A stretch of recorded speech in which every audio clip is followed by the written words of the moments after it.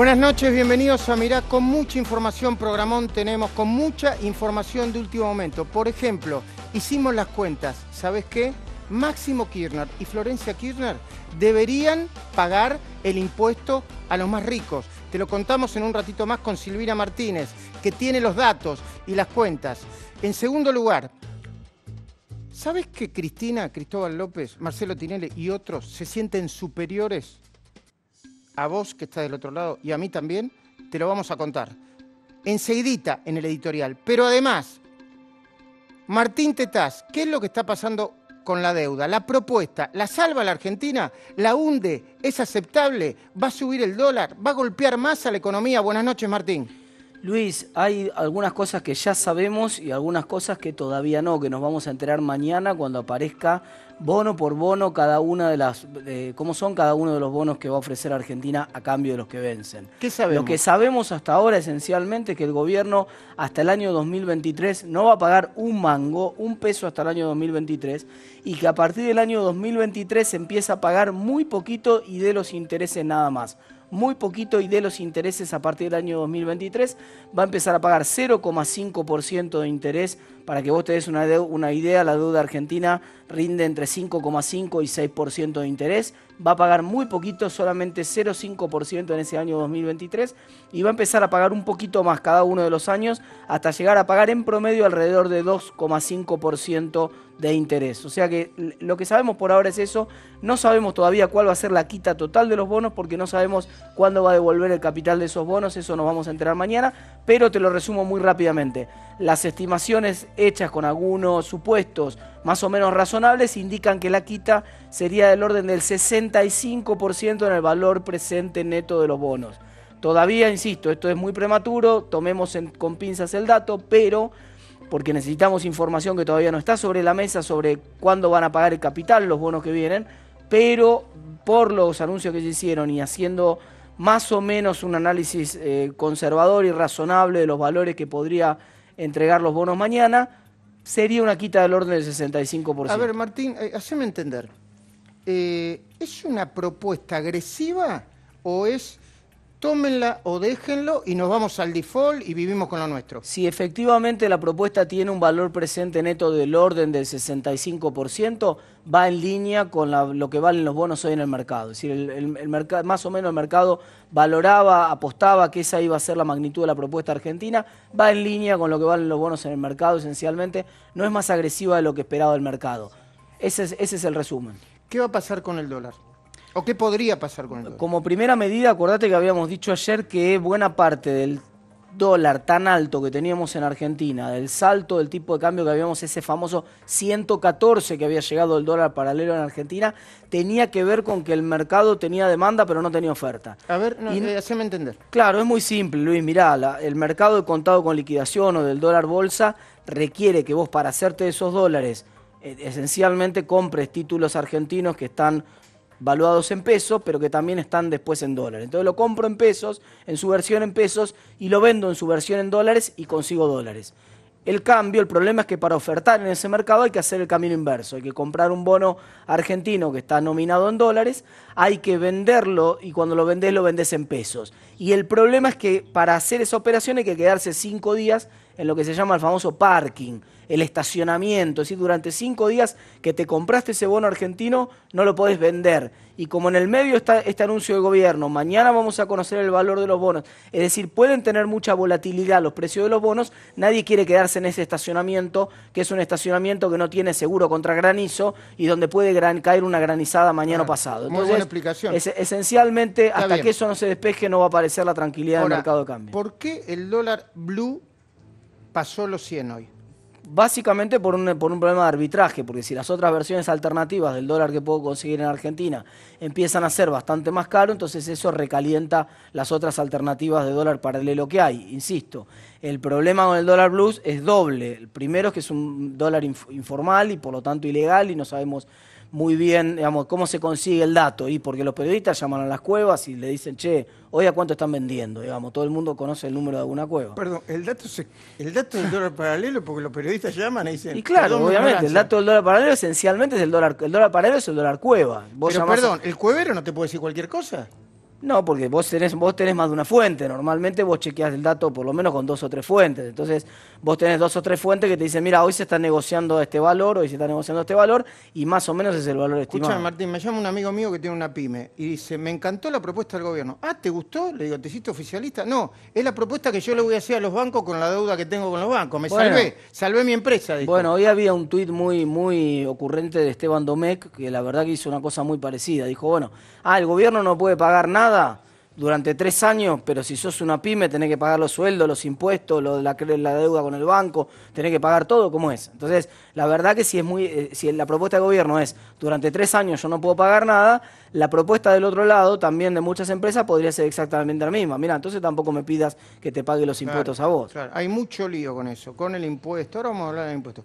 ¿Sabes qué, Martín? Bueno, saludo a Hugo Machiavelli. Hola, Hugo. Hola, Luis. Mucha información judicial de último momento, sobre supuesto. precios en los alimentos, la famosa valija de Tinelli y algunas cositas más. Totalmente. Y Federico Andajasi trajo unas fotos, un material, Federico Andajasi, que dijo, estos son los rompe cuarentena. Y lo incluyó a Kicillof, y lo incluyó a Tinelli, creo también, y lo incluyó a ¿me contás? Sí, cortito. A ver, el gobierno tiene que darse cuenta que cada vez que aparecen sus funcionarios están dando un mensaje. Si el capitán del barco te dice que vayas a babor y él se va a estribor, la verdad que el banco se va a hundir. Ahora después te lo voy a contar. Ok, y hicimos la cuenta. ¿Sabés que la fortuna de Máximo y Florencia entran, parece que raspando? Ahora, pero lógicamente, si tenían la caja de seguridad como 4 millones de dólares, Florencia, ¿te acordás? Bueno, sí, pero ahora vas a ver los números, porque lo hizo Silvina Martínez, que tiene los números de las declaraciones juradas, y son muy divertidos. Bueno, pero yo te quería hablar de esto, de Cristina, de Cristóbal y de Tinelli. Hay gente en la Argentina, en el medio de la pandemia del coronavirus, que se sigue sintiendo especial. Arriba, un poquito más arriba que el resto. No importa que sea petizo, vos sabés de lo que te estoy hablando. Más importantes, con más derechos que vos y que yo. O como diría Mirta Legrand, el sábado voy a estar en su programa. Por encima del bien y del mal. Marcelo Tinelli, Cristóbal López y Cristina Fernández de Kirchner, muy ricos, muy poderosos, son ese tipo de gente. Fíjate qué curioso, el prototipo de los seres humanos que según su ideología de secta cuasi religiosa, deberían despreciar los militantes kirchneristas. Los deberían despreciar si son coherentes con lo que dicen. Cristina, López y Tinelli, 3 ejemplos muy claros de esta autopercepción tan egocéntrica, perdón que te tomes términos psicológicos. No, está muy bien. Percepción tan egocéntrica de cómo se muestran. Ayer Cristóbal López quiso entrar en el campo de su propiedad, en Chubut. No pudo. Los vecinos, sus vecinos, se lo impidieron así. Nosotros para que dejemos pasar a saber qué había pasado, no llegaba a mí. Hubiese mandado un mensaje. Usted no puede. Afuera. ¿Sabe quién lo sabe? ¡Que se vaya! ¡Que se vaya! ¡Que se vaya! ¡Que se vaya! ¡Que se vaya! ¡Que se vaya! ¡Que se vaya! ¡Que se vaya! ¡Que se vaya! ¡Churros!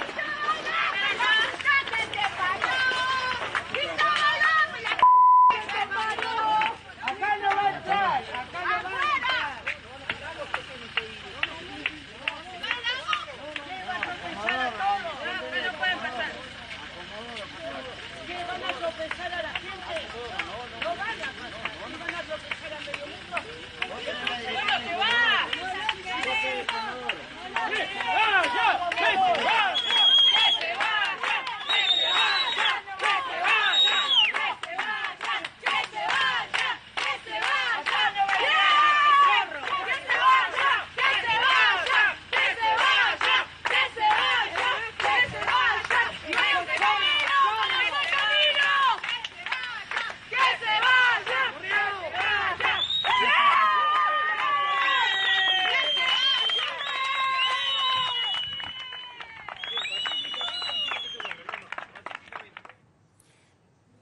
Fuerte, ¿no? Yo no estoy de acuerdo ni con los insultos ni con las agresiones, pero fíjate la lógica implacable de los vecinos.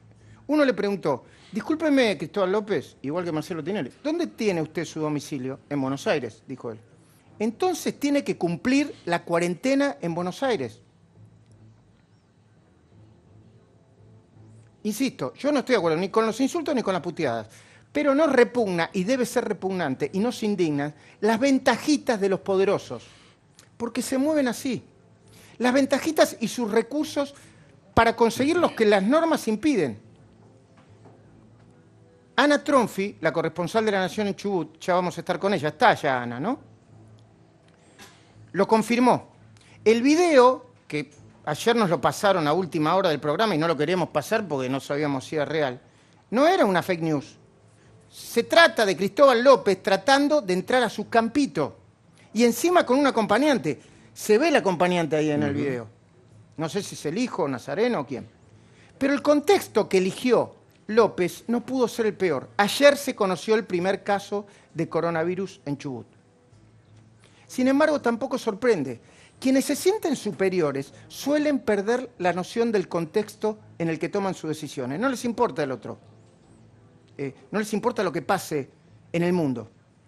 Y el empresario kirchnerista, procesado y en su momento detenido por no pagar el impuesto a la transferencia de combustibles, una investigación impecable de Hugo Alconada acá en La Nación, con una deuda de aproximadamente, escuchá bien Martín, 800 millones de dólares. 8 por 4, 32. 4 veces esa deuda, recaudar lo que dicen que va a recaudar el impuesto a los grandes patrimonios. 800 millones de dólares le debe al Estado. Aparentemente, López tenía permiso del gobierno nacional y provincial, nacional, un permiso, provincial, otro permiso, para circular libremente como dueño de un establecimiento agropecuario. O por lo menos fue lo que les alcanzó a decir a los indignados vecinos. Ahora lo vamos a chequear con la corresponsal en Chubut, Ana Tronfi. Pero el punto no es ese, el punto es que los permisos son para trasladarse del trabajo a la casa y de la casa al trabajo. Esperamos un segundito. Cuando nos dieron los permisos, los policías que estaban bien entrenados te decían de dónde viene y a dónde va. Y la mentira te podía costar ir en cana. Te podía costar ir en cana. Los permisos no son para revolear como si fuera una patente de corso. ¿Vos creés, por ejemplo, que los que estamos acá, los que están laburando en la redacción de La Nación, los que están en la producción, los que están en el control, no tenemos ganas de ver a nuestros hijos, a nuestros padres, a nuestros amigos? ¿Sabés por qué no lo hacemos? Porque entendemos de qué se trata el permiso. Sabemos que no es una patente de corso para hacer lo que se nos dé la gana. ¿Deberíamos creerle a Cristóbal López en el caso de que adujera que iba al campo a esa hora de la noche, ¿no? O de tarde, no sé, a trabajar? Y en este caso, pensá con sentido común, pensá junto con nosotros. ¿Cómo hizo para trasladarse de la ciudad de Buenos Aires, donde tenía el permiso nacional, donde tiene su domicilio real, hasta la provincia de Chubut, donde tiene otro permiso, y de ahí a la estancia ubicada en Río Senguer, el pueblo donde está su campito? ¿O es que tiene, entonces, el hombre de negocios kirchnerista, digo, ya que hablamos de ricos y poderosos, un permiso para cada necesidad? Menos mal que el intendente Río Senguer le puso los puntos y le ordenó al retén que no lo dejara pasar. Voy a saludar a nuestra corresponsal en Chubut, Ana Tronfi. Ana, buenas noches, ¿cómo estás? ¿Cómo te va, Luis? Buenas noches. Bueno, nos diste información de último momento, ya está en el diario, en la versión online, va a estar mañana, pero contame cuál es la información que se sabe de último momento sobre el intento de pasar a su campo de Cristóbal López. Bien, como bien decías hasta anoche, lo que se había visto es este video chequeado, como bien comentabas recién, con una pueblada en Río Senguer. Río Senguer es un pueblito rural que está ubicado, para que se ubiquen, unos 221 kilómetros hacia el oeste de Comodoro Rivadavia, yendo hacia la cordillera. Es un pueblo rural, ¿sí? La mayoría de la gente tiene actividad en el campo, en ese lugar, y efectivamente anoche Cristóbal López fue expulsado por los vecinos y en una casi poblada donde estuvo incluso también el intendente de Río Sengar. Hoy le dio una vuelta de tuerca, porque primero se creía que era Cristóbal López el que había intentado pasar este retén para ir al campo, pero hoy el intendente de Río Sengar, Miguel López Gutiérrez, armó el rompecabezas de la historia, contó la historia. Y la secuencia ayer fue esta, la que termina con esta pueblada, casi una pueblada durante la noche. A las 5:30 de la tarde de ayer, el hijo de Cristóbal López va desde Comodoro Rivadavia hacia Río Sengar para encontrarse con su padre en el campo del lago La Plata. Lo toma el retén y por una resolución municipal, por una resolución del intendente López Gutiérrez, no lo dejan pasar a López, que es la general para todos los que, toda persona que quiera pasar hacia Río Sengar, no lo puede hacer porque hay una resolución municipal en el marco de las medidas tomadas de aislamiento por el coronavirus que han dispuesto que no se puede ingresar al pueblo, ¿sí? El hijo nazareno trata de entrar, se tiene que volver. Sobre las 8:30 de la noche, Cristóbal López baja desde el campo del lago La Plata y le va a pedir explicaciones al puesto policial. Le preguntan por qué no dejaron pasar a su hijo. Inmediatamente empiezan a juntarse vecinos, inmediatamente le avisan al intendente y a su jefe de gabinete y ocurre este incidente que se ve en el video que vos recién mostrabas, que es lo que pasó anoche. Ana, ¿sí? Impecable. Ahora. Sí, impecable tu crónica. Lo que quiso hacer Cristóbal López es, ¿sabés qué? Es el típico, perdón, Ana, esto me hago cargo yo de lo que digo. ¿Usted no sabe quién soy yo? ¿Así que no lo dejaron pasar a mi hijo? Usted no, eso fue lo que hizo. Esos tipos que se creen superiores porque tienen 2 mangos más, o bastante mangos más, o porque tienen contacto directo con el poder de turno. Termina, Ana, por favor. Sí, ahora, hay 2 condimentos en esta historia. Sí, por una parte, los permisos que exhibe Cristóbal López, hoy confirmados por el ministro de Seguridad de la provincia de Chubut, por Federico Mazzoni, en una conferencia de prensa, que consultado sobre este caso, dijo que como cualquier dueño de establecimiento ganadero o trabajador agropecuario de la provincia de Chubut o de todo el país, estaba amparado por un permiso de excepción que le daba el DNU a nivel nacional, ¿no? Que lo pone como una actividad, como un servicio que tiene permiso de circulación. Ahora, esto por un lado, pero por el otro, ¿Cristóbal López movió influencias para que pueda pasar su hijo por ese retén? Sí, lo confirma el propio intendente hoy, López Gutiérrez, en una entrevista que le hace FM Sol de Esquel, en donde cuenta que a la noche lo llama el jefe de la policía de Chubut, Miguel Gómez, para preguntarle por qué no dejaban pasar al empresario y por qué no dejaban pasar al hijo. Qué bárbaro. Sí, esto lo cuenta el intendente en una entrevista hoy. Ahora, la resolución municipal no puede estar por sobre el DNU nacional, esto está claro, o sea, teniendo permiso de circulación, este es un aspecto de la historia. Ahora, el otro es que el propio intendente, negándole el paso al empresario, dice que recibió un llamado del jefe de la policía de Chubut y además comenta que después de eso la policía quedó recluida y que no tuvo ningún tipo de intervención en lo que casi termina en una poblada muy grave ahí en el ingreso. Ana, mañana la vamos a seguir porque esto me parece que es como la valija de Tinelli, no va a terminar acá. Y a propósito de eso, en segundos, por favor, así te aprovecho, Ana. ¿Cómo está el tema de la valija de Tinelli? ¿Qué es lo último que se sabe? La causa es investigada por el juez federal Otranto de la localidad de Esquel, esta saben, es una denuncia por una valija que recibió Marcelo Tinelli, que está acá en la cordillera, en un campo, tiene un campo a 30 kilómetros de la localidad de Esquel. La investigación está en manos del juez federal, todavía no hay imputados, no hay procesados, sí que se está investigando cómo llegó esta valija, cuáles fueron los controles que pasó por los escáneres, cuál era el contenido y por supuesto si era un vuelo sanitario, si se aprovechó un vuelo sanitario para traer una valija personal para el empresario. Muy bien. ¿No? Ana, muy precisa la información, te agradecemos mucho, un abrazo y vamos a seguir iluminando cosas como estas. Muchísimas gracias.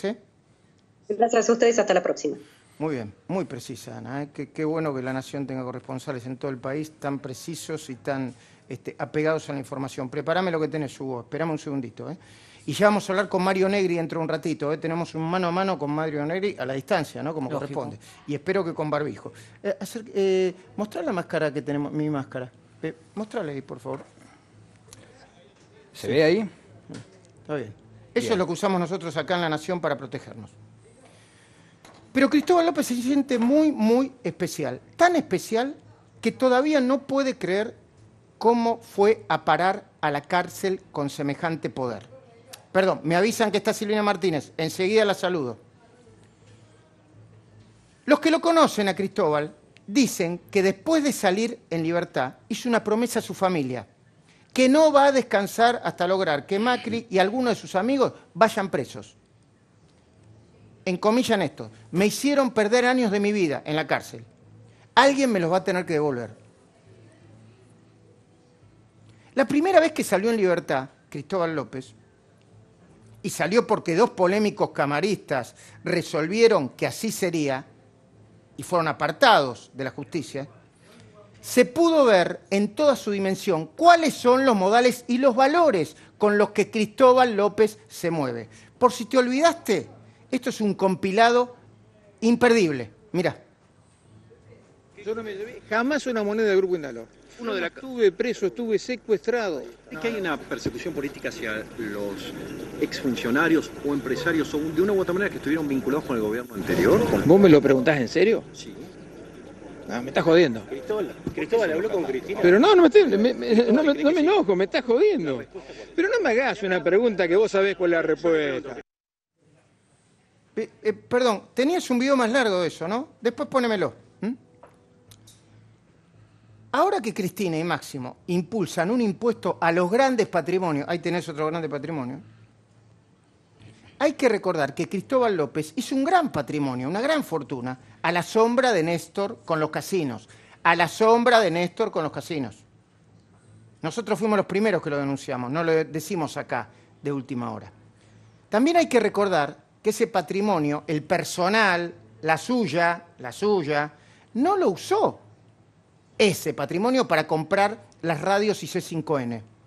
Lo que utilizó Cristóbal para hacerlo fue el dinero que no le pagó al Estado, a vos y a mí, y por eso sigue procesado. Por eso sigue procesado, acusado del delito de evasión fraudulenta. La historia es sinuosa pero conocida. Y mirá cómo une a todos los personajes. Cristina presionó a López para comprar medios propios. Y López presionó a Daniel Haddad hasta que a Haddad no le quedó más remedio que vender. Presionó, efectivamente, y de mala manera, presionó. Pero Cristóbal, en simultáneo, le compró parte de la productora a Marcelo Tinelli. Otro argentino que desde que irrumpió el coronavirus también se viene manejando como si fuera más importante que vos y que yo. Cristóbal y Marcelo se pelearon. ¿Sabían que se pelearon ustedes, no? No. Sí, sí, se pelearon. ¿Por qué se pelearon? ¿Por ideología? ¿Por principio? ¿Por qué se pelearon? ¿Será por plata? No. Por la viva. Es que según Marcelo, Cristóbal le había quedado debiendo casi 20 millones de dólares. La victoria del gobierno de Alberto Fernández y la llamada de Amigos en Común fueron dos de las razones por las que Cristóbal y Marcelo se volvieron a amigar. Pero parece que hubo una razón más poderosa. López habría saldado parte de la deuda contraída con Tinelli. Ahora hay muchas versiones sobre los problemas que estaría atravesando el vínculo de Tinelli con el Canal 13. Obviamente después de que Tinelli viajó a Esquel en el medio de la cuarentena. Hubo un comunicado del canal ratificando que el contrato sigue vigente, pero también hubo una charla muy intensa entre Marcelo y un alto directivo del Grupo Clarín. Tinelli lo había llamado después de que el corresponsal de Clarín en Chubut, Carlos Guajardo, revelara el afer de la valija del avión privado. Bueno, fuentes seguras me dijeron que el alto directivo, cuando Marcelo se quejó, argumentó: Marcelo, si querés apoyar al gobierno y formar parte de la mesa contra el hambre, tenés que dar el ejemplo. Si querés hacerte cargo del fútbol argentino y ofrecerte como dirigente, tenés que dar el ejemplo y ser un buen dirigente. Parece que el minué de la valija no terminó. El director del aeropuerto de Esquel, Luis Cavero, estaría recibiendo fuertes presiones para no hablar, ni con el periodismo ni con nadie. ¿Qué había dentro de la valija? ¿Medicamentos? ¿Y qué más?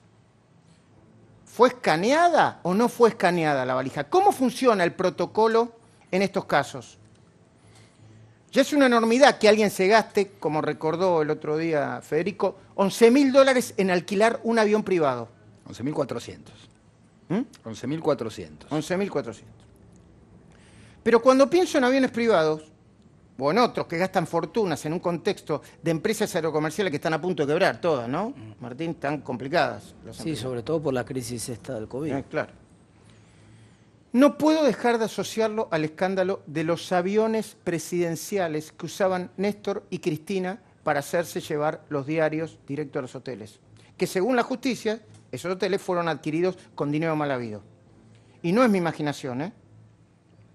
Por eso tuvo lugar un juicio.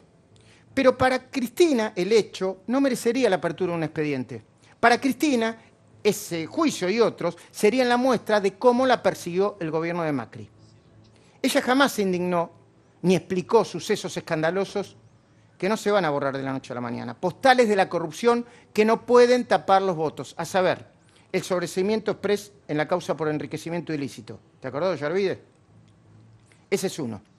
O la media docena de juicios en la que está procesada como jefa de una asociación ilícita. Entre ellos, Obra Pública, Cuaderno de la Corrupción, Otesur y los Sauces. La última vez que tuvo que comparecer en un juicio oral, Cristina se puso otra vez por encima de los magistrados, por encima del bien y del mal, como si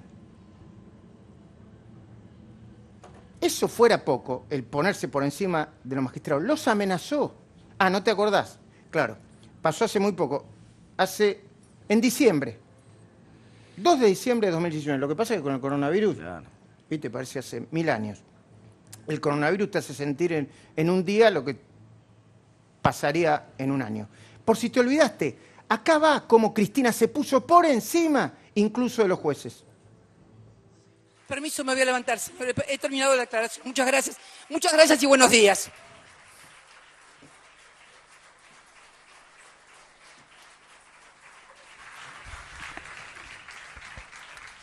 Señor presidente, voy a preguntar si van a contestar preguntas. No contestó si van a contestar preguntas. Me imagino que ya con su...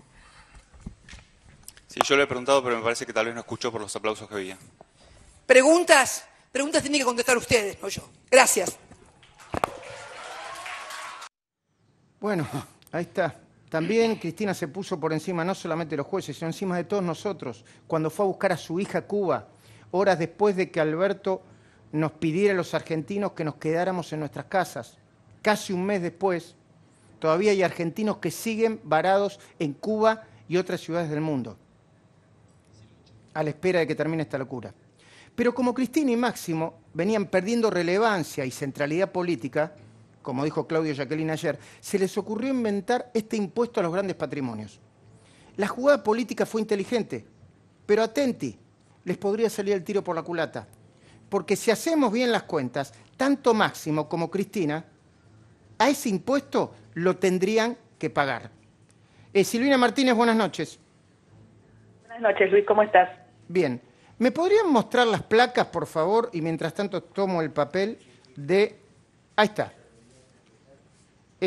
Hablamos del patrimonio de Máximo con el dólar a 67 pesos. Silvina Martínez calculó, porque tiene las declaraciones juradas, que en propiedades Máximo Kirchner tiene casi 37 millones de pesos, 551.000 dólares, pero son a valor fiscal, ¿eh? Tiene también 34 millones de pesos, es decir, ¿cuántos dólares? 516.000 dólares en la caja de ahorro. Y tiene 2.332.000 dólares, que son 156 millones de pesos, en un plazo fijo que parece que todavía está. Continuemos, a ver si tenemos más información. La fortuna total de Máximo Kirchner ascendería a casi 3,5 millones de dólares. Así, Máximo Kirchner pagaría el impuesto según el proyecto. Y Florencia Kirchner, con el mismo patrimonio, también. ¿Estamos dando los datos correctos, Silvina Martínez? Buenas noches. Sí, claro, estamos dando los datos correctos. Esta es la declaración jurada que presenta Máximo ante la Oficina Anticorrupción y también los datos que presentan ante la AFIP, ¿no? Yo lo que hice fue actualizar estos datos que son correspondientes al 2017, 2018, actualizarlos al valor del dólar actual, lo que estaba cotizando el día de hoy. Con lo cual, digamos, su patrimonio no se pudo haber modificado porque no puede vender ninguna de las propiedades que tiene, los dólares los tiene embargados, con lo cual este es el patrimonio al día de hoy. Al día de hoy, Máximo pagaría el impuesto y Florencia, que está en la misma situación de Máximo, con sus bienes embargados y los dólares en la caja de seguridad, también le correspondería pagar este impuesto. Muy bien, Silvina, ya que te tenemos brevemente, Hugo Machiavelli, atención, ¿me das la información vinculada con el avance de la Procuraduría, el fiscal Sergio Rodríguez, porque estaría a punto de hacer una denuncia penal por el tema de los sobreprecios en los alimentos? Buenas noches, Hugo, creo que ya te saludé. Adelante, dale. Exactamente, Luis. Mira, el fiscal Sergio Rodríguez podría iniciar una denuncia penal. Ya tomó testimonios a 4 empresarios que corroboraron la investigación por sobreprecios. Vamos a ver la información allí bien resumida. La denuncia penal va seguramente a recaer en la justicia federal. Decíamos, recibió 4 testimoniales de 3 empresarios del aceite, 1 del azúcar, y le ordenó al ministro Arroyo, atención, porque el fiscal ordena en este caso iniciar una investigación administrativa sobre los 16 funcionarios, no son 15, son 16 los que fueron desplazados. A su vez, determinó diferencias superiores al 60% entre los precios de producción y los precios que pagó el Estado. Y la justicia federal, con un nuevo fiscal, iniciaría esta investigación. Recordemos, son 6 las empresas investigadas por sobreprecios, 16 los funcionarios del Ministerio de Desarrollo Social que fueron apartados pero no eximidos de esta investigación que por un lado tiene Rodríguez y por otro lado será en la justicia federal. Dame una mirada sobre esto, Silvina. Bueno, es muy importante, la verdad que en este momento que la justicia está parada, que no hay administración de justicia que pueda funcionar, que el fiscal de investigaciones administrativas haya avanzado en tiempo récord con esta investigación que fue un escándalo que golpeó como el primer caso de corrupción a la administración de Alberto Fernández. Así que bienvenido sea, si no seríamos nosotros cuando se rehabilitara la actividad judicial quien íbamos a presentar esta denuncia. Gracias, Silvina, nos vemos y conversamos el domingo, ¿sí? Gracias, hasta luego. Mucha gente está preguntando por el tema de la deuda, Martín, ¿eh? Es importante, yo digo, tranquilizar por lo menos a los ciudadanos de a pie con esta oferta. ¿Se los puede tranquilizar? A ver, lo que pasa es que Argentina está en una situación, cuando uno mira el nivel del riesgo país, de virtual default. Quiero decir, está fuera de los mercados financieros, ya no le presta a nadie. Vos cuando ya tenés más de 1000 puntos de riesgo país, tener 2.000, 3.000 o 4.000 es más o menos lo mismo. Es como tener más de 45 de fiebre, digamos. Estás en el horno igual con 46 que con 48, ¿no? Entonces ahora la discusión central es si los acreedores, cuando aparezca mañana concretamente la oferta de cada uno de los bonos, tienen 20 días para decidir si lo toman o lo dejan, digamos, ¿no? Y ahí, bueno, Argentina en 20 días podría tener un poco despejado el escenario de la deuda para los próximos años, o en 20 días podría tener ya un default no virtual, sino real, concreto. Ahora, ¿Alberto pateó para adelante porque era necesario patear para adelante o está pateando para adelante casi hacia el final de su mandato? No, la verdad que mirá, había algunas discusiones sobre si Argentina tenía chances de generar un superávit como para pagar algo de la deuda que vencía hacia el año 2021, 2022. Con lo que está pasando con el coronavirus no hay ninguna posibilidad de que Argentina tenga un superávit en los próximos 3 o 4 años. Inclusive, no sé si no es demasiado optimista la propuesta del gobierno de pensar que le va a sobrar algo para pagar ya en el año 2023. Hay que ver cómo va a quedar la situación fiscal de la Argentina después de este año. Todavía ni siquiera sabemos cuánto va a durar la cuarentena, cuánto se va a hundir la economía, cuánto se van a hundir los resultados fiscales. El nivel de déficit de este año va a ser escandaloso y hay que ver cuánto esto arrastra hacia adelante. No sabemos cuánto del tejido productivo de la Argentina se va a romper por toda la crisis que estamos teniendo. Por lo tanto, no sabemos qué Argentina va a quedar en pie después de que pase el vendaval del coronavirus. Entonces es muy difícil hacer una estimación. Me parece que es bastante razonable lo que dice Argentina. Miren, más de esto no puedo pagar un nivel de intereses muy bajo, claro, mucho más bajo de lo que paga un país con el nivel de riesgo que tiene Argentina. Y eso es lo que dificulta la aceptación del canje por parte de los acreedores.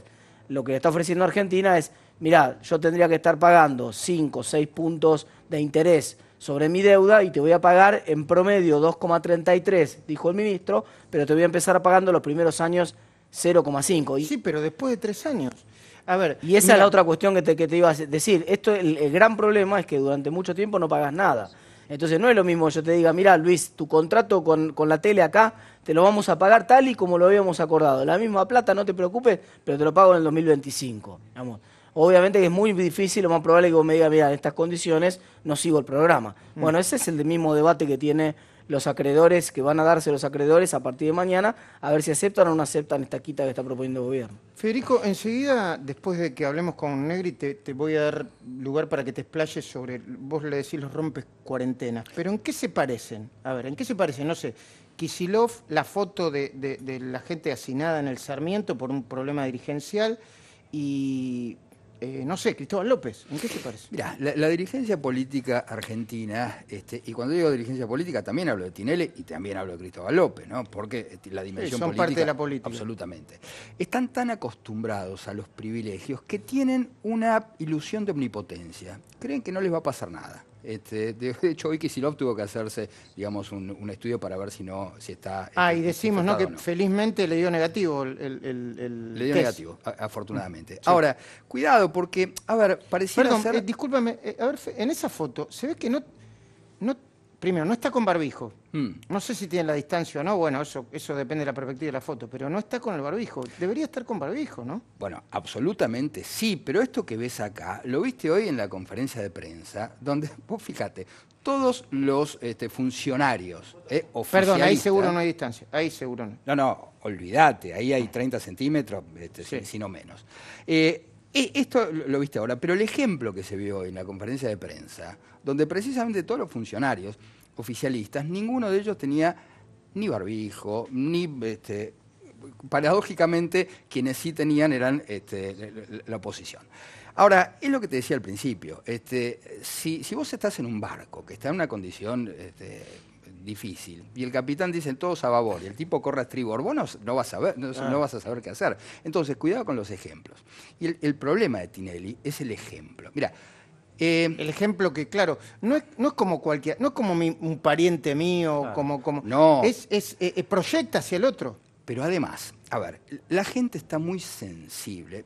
Pareciera ser que los funcionarios se olvidan que la sociedad está pasando, digamos, unos padecimientos tremendos. Hay empresarios, pymes sobre todo, que no pueden abrir la puerta. Hay gente que no tiene un centavo para pasar el día. Vos decís, bueno, 11.400 se gastó. Es obsceno.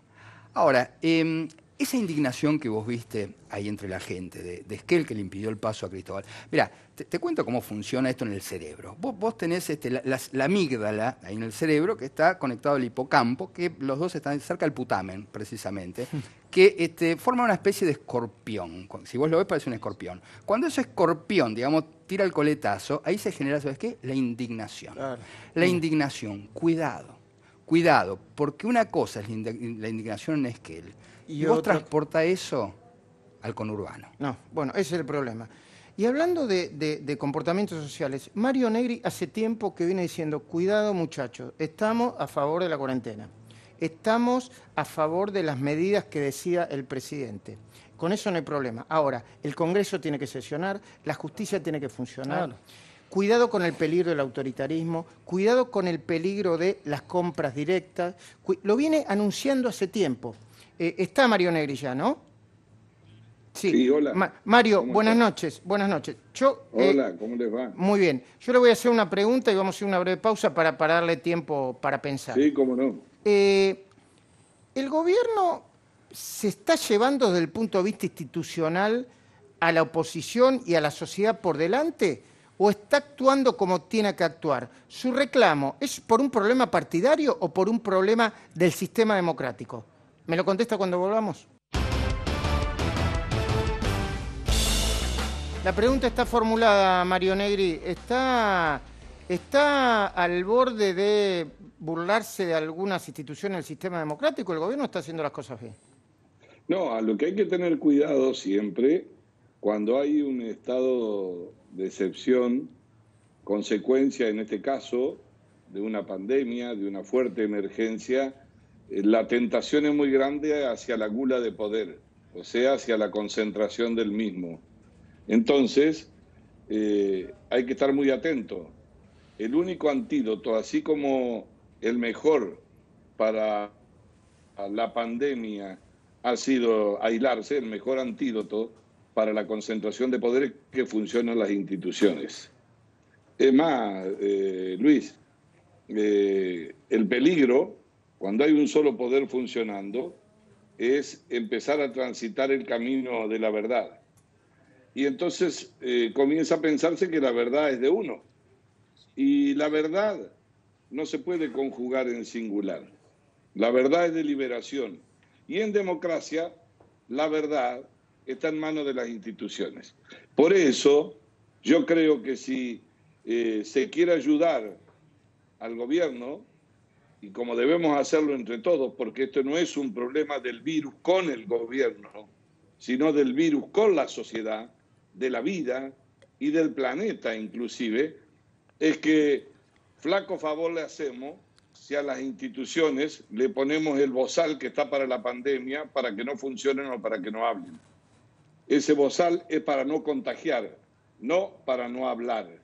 Entonces tenemos que ir a una velocidad y por supuesto tomando las precauciones para que las instituciones comiencen a recobrar su normalidad rápidamente, porque hacen falta controles para que nadie se robe nada, para que un ministro no tenga que pasar los sinsabores que pasaron hace poco en Acción Social o las denuncias de sobreprecio, o para que tengamos un servicio de justicia. Prestémosle un poco más de atención ahí. No es solo el Congreso. Servicio de justicia, ¿saben las audiencias que se postergan? Vamos hace un mes. Las indagatorias que no se toman por teleconferencia, los problemas civiles que se generan. Entonces creo que así como hemos puesto una atención enorme y ha sido acertada en la lucha contra la pandemia para que no se propague el virus y nos contagie y nos lleve a situaciones como Italia o como España, y nos hemos aislado para no contagiar y no contagiarnos, ahora lo que viene al galope es la pandemia económica, que corre a la par de la pandemia sanitaria y que también mata si nosotros no le prestamos atención en simultáneo. Yo creo, lo vengo insistiendo, ya es tiempo, ya es necesario, así como se ha hecho en Italia hace, no sé, 48 horas, 72 horas, que han llamado a economistas, bueno, todos los que entienden, políticos, dirigentes sindicales, a pensar por dónde vamos a salir y además atender la coyuntura, nos está empujando la cuarentena a esta obligación necesaria. Hemos visto hoy cómo dirigentes gremiales empiezan a negociar qué pasa con el salario, ¿no? Entonces, creo que hay que ir rápido a un Consejo Económico y Social, no grandilocuente, pero que piense ya, porque es inexorable. Ahí Martín lo va a decir mejor que yo y lo explica.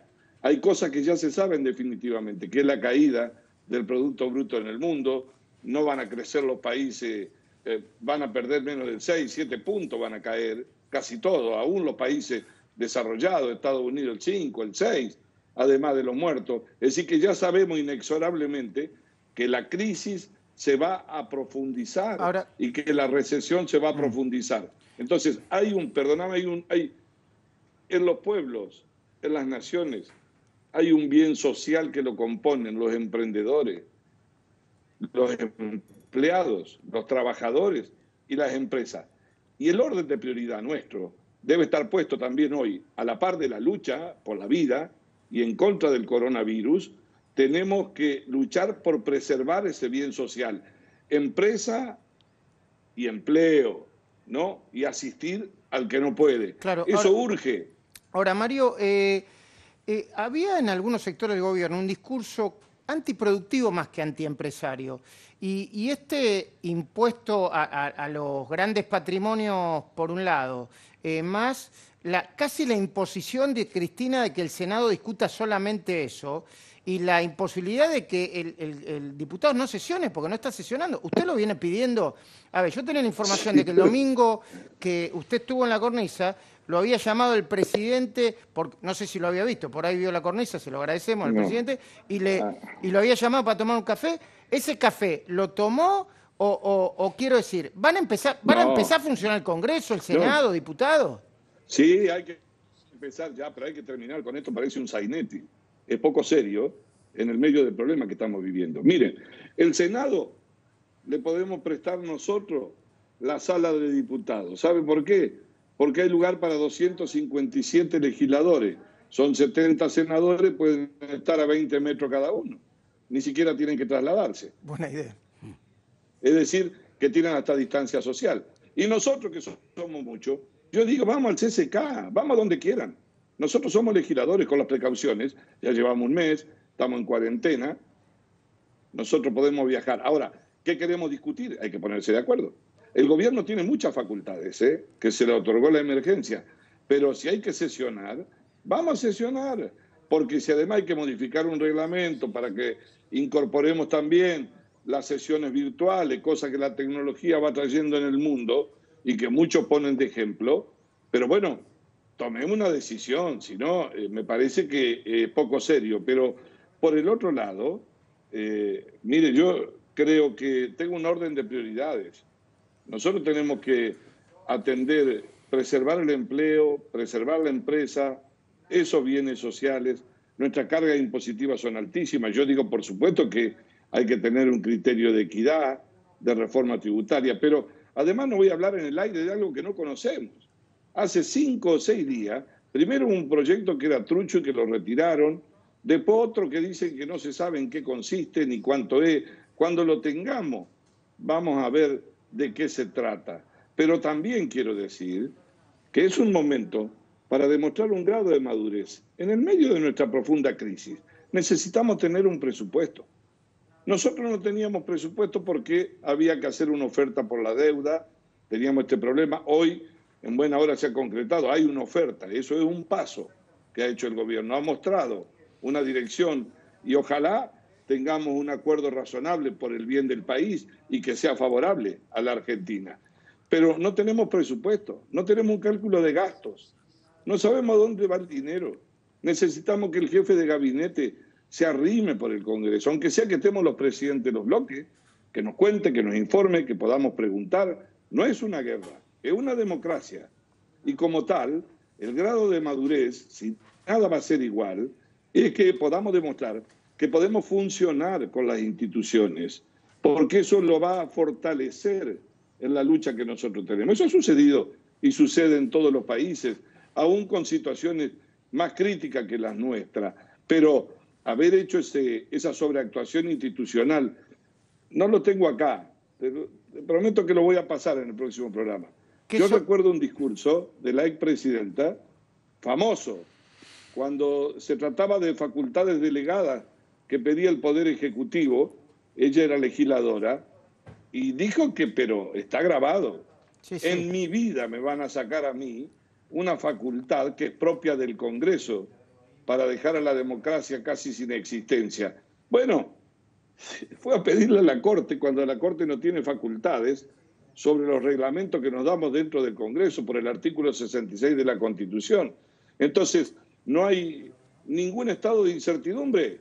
Tienen que cruzar por adentro del mismo edificio, sentarse en el Congreso de Diputados, se los va a prestar el presidente Massa. Van a poder nadar adentro los senadores. Y nosotros vamos al CCK. Hay lugar para 3.000 personas. Ahora, Negri, o vamos a un estadio, si quieren, ¿no? Negri, la última pregunta por mi parte, si los compañeros tienen alguna pregunta que hacerle, obviamente. Usted cree en la hipótesis de... Hoy estaba sentada Cristina con el presidente y a mí me pareció una jugada inteligente del presidente, más allá de sentar al gobernador de la oposición, porque la sentó ahí y la metió dentro de una iniciativa del gobierno, porque hasta ahora no aparecía Cristina y parecía que había como un proyecto alternativo de poder y de gobierno distinto al de... Ahí está la foto. Distinto al de Alberto, ¿no? Incluso se trascendió que Cristina no estaba de acuerdo con muchas de las decisiones que había tomado Alberto, incluidas con las decisiones sanitarias. La verdad que no conozco, y es cierto que no lo he escuchado, no, tampoco he estado con mucho tiempo para eso, pero lo cierto es que acá teníamos un escenario en la Argentina hasta hace 45 días, donde discutíamos si había un gobierno bifronte o no, cómo era el poder, dónde se legitimaba. Y de pronto, a la noche, te tocaron el timbre y apareció el coronavirus. Y dio vuelta. El mundo pata para arriba. Ya nada va a ser igual. Y en la Argentina pasó lo mismo. Y de pronto la responsabilidad va sobre el que lo votaron, que ejerce la centralidad, que es el presidente, el que tiene que organizar y tiene que evitar lo que está pasando en algunos lugares de la provincia de Buenos Aires, y si no actuamos con ese equilibrio entre el manejo de la salida de la cuarentena, evitando los males que hemos evitado, y no tenemos violencia social, pero a su vez vemos que la pandemia económica no nos vaya a atropellar de la manera que nos está atropellando, si no encontramos ese punto y ese equilibrio, y que ahora el presidente es el que ejerce esa responsabilidad, me parece que de nada sirve que quieran tener satisfacciones ideológicas o discusiones de esas dentro del poder. Me parece que sería un acto de una enorme irresponsabilidad. Espero que no sea eso. Lo que sí creo es que acá falta un salto, una definición de grandeza. Llamen a pensar en la economía lo que llamaron a pensar y a mostrarse para luchar en contra de la propagación del virus. Pero el otro acto que hay que tener es confiar en las instituciones. Guarda con emborracharse con el poder, guarda con acostumbrarse, porque suena mejor, nadie te molesta, nadie te controla. Y el desafío de la democracia no se pone a prueba cuando la economía está en pleno crecimiento, cuando todo anda fantástico. El desafío de la democracia que más pone a prueba los liderazgos de los dirigentes, los que tenemos responsabilidad política y social, es en las crisis, en las situaciones difíciles. Mirar regionalmente, escuchar a otros. Cuanto más escuchamos a otros, se achican los márgenes de los errores. Y cuando más nos controlen, por eso yo digo que a veces que se acuerdan del general, ¿no? Dice que mejor que lo controlen. Cuando mejor lo controlen, más tranquilo van a estar. Más tranquilo van a estar. No hay que estar. enamorarse del virus. No hay que enamorarse del virus. Y hay que tener cuidado con que no vayamos ni a malvinizar esta crisis y que tengamos el criterio y la responsabilidad para recuperar rápidamente el sistema productivo y salvar la vida de la gente. De eso se trata. No hay ningún otro resultado acá. Nadie se lleva la Copa del Mundo porque estamos contando si hay pocos, muchos muertos. Eso es lo que está pasando en el mundo de hoy. Mario, muchísimas gracias. Como siempre, muy claro, diputado. Nos volvemos a ver en cualquier momento. Un gusto, Hasta luego. Bueno, de nuevo empieza el dilema, ¿no? La economía y la pandemia y el gobierno que, como dijo ayer Claudio, está un poco aflojando los resortes, ¿no? Para que la gente salga. ¿Hablamos de eso, de la vuelta, Martín? Dale. Los Haroldos, vinos finos con Ángel. Los Haroldos Estate, mucho más de lo que esperas.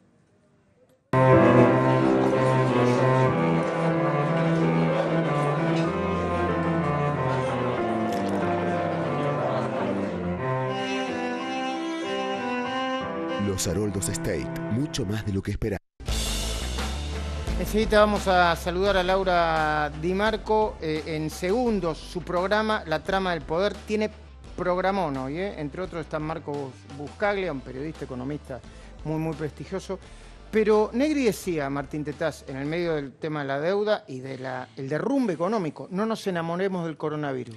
No, tal cual. Y vos recién decías si el gobierno no estaba empezando a probar con esto de soltar la cuarentena.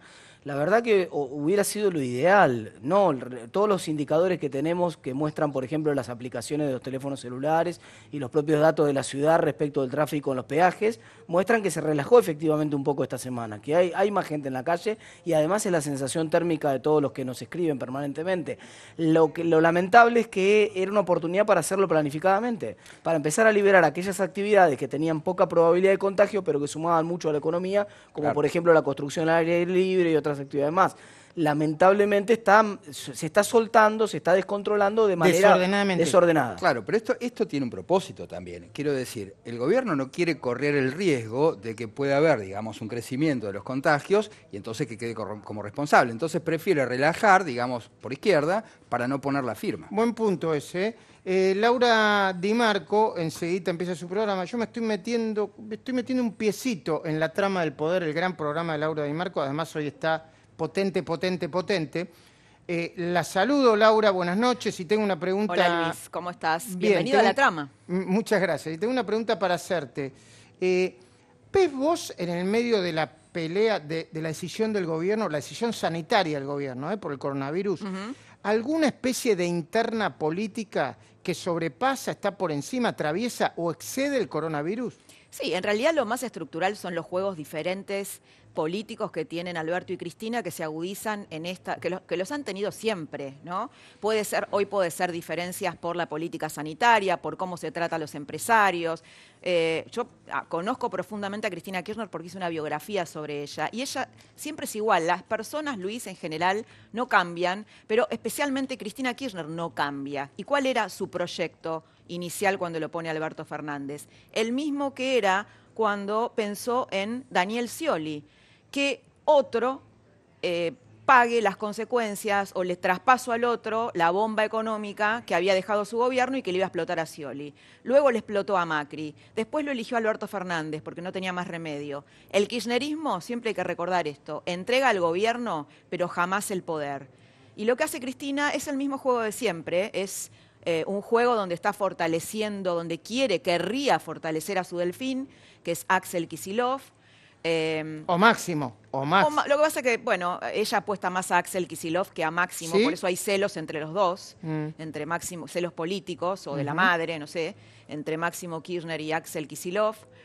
Y bueno, y ese es el juego al cual juega. Imagínate cómo puede estar ahora una personalidad tan narcisista como Cristina, cuando Alberto Fernández de repente le toca gestionar la emergencia sanitaria y tiene un 80% de aprobación, y ella, en encuestas que se van a conocer de una consultora muy importante dentro de pocos días, va a saber que bajó en su intención de voto porque desapareció de la escena y porque cualquier gesto de oportunismo político, como es lo que está haciendo, no querer quedar pegada, si bien hoy apareció institucionalmente cuando se anuncia la oferta del gobierno para los tenedores de deuda, pero desapareció todos estos días, es castigada por la gente, no por los leales. Ahora, mirá qué curioso, porque no solamente Alberto Fernández tiene centralidad por ser el presidente en el medio de una pandemia y tomando las decisiones correctas, por lo menos es lo que pienso yo al principio, sino que también tiene centralidad, perdón Laura, lo sumo a Martín si no te parece más, con el tema de la deuda, ¿no? Vuelve a recuperar centralidad política con el tema de la deuda. Sí, claro. Hola Laura, sí, pero no se entiende mucho por qué Cristina estaba en la mesa de hoy, ¿eh? Realmente es interesante yo para sí ustedes, que lo para ustedes saber qué a ver, analizar. ¿por qué lo entendés vos? Porque yo tengo mi teoría, te escucho primero a vos. Yo lo entiendo porque recibió muchas críticas porque está borrada, porque esa la hizo bajar en imagen y porque ella sabe eso. Entonces, porque, digamos, obviamente quedaba muy antipático que no esté dando la cara en un momento tan difícil, dejando solo al presidente que ella mismo propuso, ¿no? Como siempre ha hecho, por otro lado, ¿no? Borrarse en las desgracias. Bueno, percibió esto y volvió, porque además es una gran actriz, ¿no? Digamos, sabe cuál es el juego. Y perdón, bueno, yo comparto plenamente lo que dice Laura y agrego, y Alberto Fernández, que no es Scioli, No. A veces la dejan... A veces parece. No, porque a veces es débil ante ella, es débil ante ella, pero no es Scioli, coincido, no es Scioli, no. A ver, yo lo planteo así, ¿no? Obviamente estamos discutiendo la deuda en el medio del coronavirus. Alberto Fernández sabe que no se puede pelear con Cristina porque las bases de su voto las sigue teniendo Cristina. Pero al mismo tiempo puede hacerla entrar y salir, o sea, de alguna manera la puso en el escenario hoy sin pelearse con ella, así como la introdujo en el escenario invitando a Máximo Kirchner y a Carlos Heller a que le propongan el famoso impuesto para los más ricos, ¿no? Sí, y habiendo desechado el otro impuesto del blanqueo, que era gravar nuevamente a los que ya habían entrado al blanqueo, ¿no? Desechando, no estando de acuerdo con ese impuesto, y bueno, y él quedando un poco para la militancia interna en la centroderecha, en el lugar del conservador, como lo estaba Scioli, ¿no? Bueno, vamos a escuchar atentamente tu editorial. Decinos de qué va el programa, Laura. Bueno, muy bien, Luis. Nos vemos en la cornisa. Perfecto. No me escuchó la usted. Sí, nos vemos el domingo en la cornisa. Listo. Ya sé de qué va tu programa. Privilegios, default y doble discurso. Así es, señor. Así va. Muy bien. Gracias, Laura. Chao, Luis. Chao.